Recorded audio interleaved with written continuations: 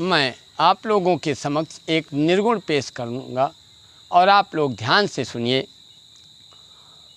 और सखी हो मोरी रतिया, सखी हो मोरी रतिया, कैसे ककटी हैं सखी हो मोरी रतिया, कैसे ककटी हैं सखी हो मोरी रतिया, सखी हो मोरी रतिया, सखी हो मोरी रतिया, कैसे ककटी हैं सखी हो मोरी रतिया, कैसे ककटी हैं सखी हो मोरी रतिया।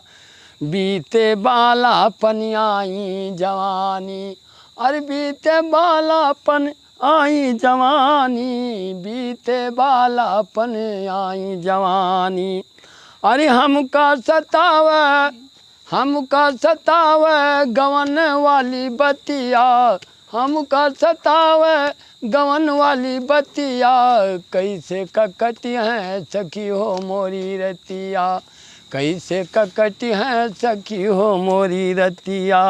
कवन जवाबो हिसाबो कह दिए बे, कौन जवाबवा हिसाबो कह देबे, कौन जवाबवा हिसाबो कह देबे, जौन दिन पियवा से वही है मुलाकतिया, कैसे ककटी हैं सखी हो मोरी रतिया, कैसे ककटी हैं सखी हो मोरी, सखी हो मोरी रतिया, सखी हो मोरी रतिया, कैसे ककटी हैं सखी हो मोरी रतिया।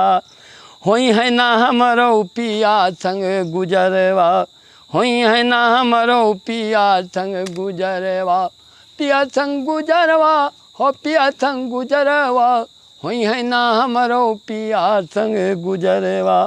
सोवै सजन संग हमारी सवतिया, कैसे ककटी हैं सजन मोरी रतिया, कैसे ककटी हैं सजन मोरी रतिया, सजन मोरी रतिया, सजन मोरी रतिया, कैसे ककटी हैं सजन मोरी रतिया।